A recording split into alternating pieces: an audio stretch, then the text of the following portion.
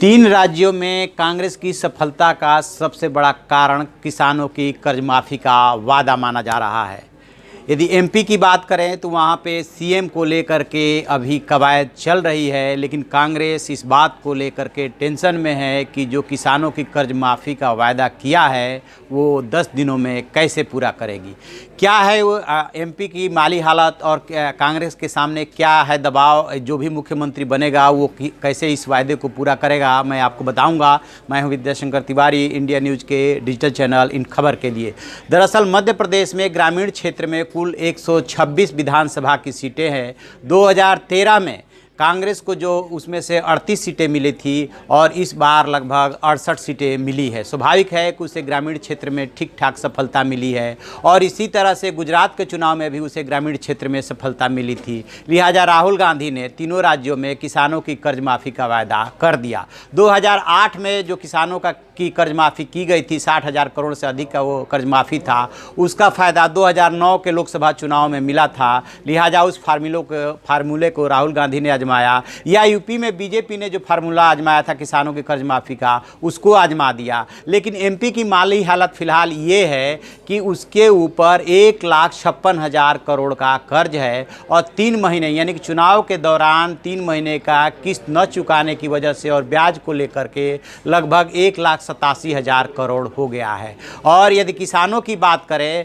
तो 41 लाख किसानों का लगभग 56,000 करोड़ का लोन है, जिसमें से कि 21 लाख किसानों का लगभग 15,000 करोड़ ऐसा लोन है जिसको देने का समय निकल चुका है। अब जो भी मुख्यमंत्री बनेगा, कमलनाथ बने या फिर से ज्योतिरादित्य सिंधिया बने या कोई तीसरा बने, उसके सामने सबसे बड़ी चुनौती ये होगी कि जिस राज्य के पास कर्ज की अदायगी के लिए किस्त देने के लिए पैसे नहीं है, वो किसानों की इतनी बड़ी कर्ज माफ़ी कैसे करेगा। क्या राहुल गांधी जल्दीबाजी में वायदा कर गए? क्योंकि ये सिर्फ यही की बात नहीं है, तेलंगाना में भी कांग्रेस ने जो वादा किए तो सिर्फ कर्ज माफ़ी की बात है। तेलंगाना में जो कांग्रेस ने कर्ज माफ़ी का वायदा किया है और अन्य घोषणाएं की है कि मैं सत्ता में आई तो ये करते, तो उसका कुल बजट 1 लाख करोड़ जा रहा था। ठीक इसी तरह से मध्य प्रदेश में जो और वायदे किए गए हैं उसको यदि पूरा करने लगे तो वो भी 1 लाख करोड़ से ज़्यादा का जाएगा। सिर्फ किसानों की कर्ज माफ़ी के लिए 56,000 करोड़ रुपए चाहिए। आपको याद होगा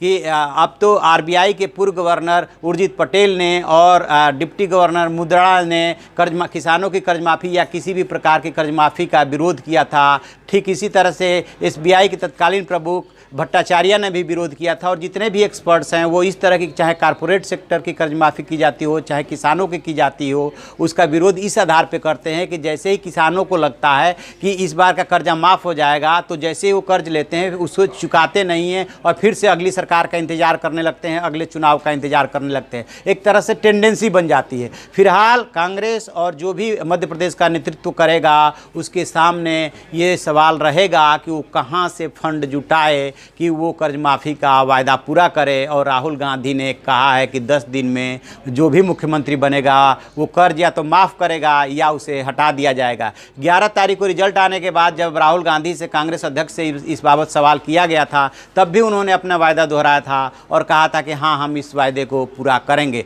तो सवाल ये है कि इसके लिए पैसा कहाँ से आएगा। तो आप ऐसी खबरों के लिए देखते रहिए हमारा डिजिटल चैनल इन खबर और उसे सब्सक्राइब कीजिए।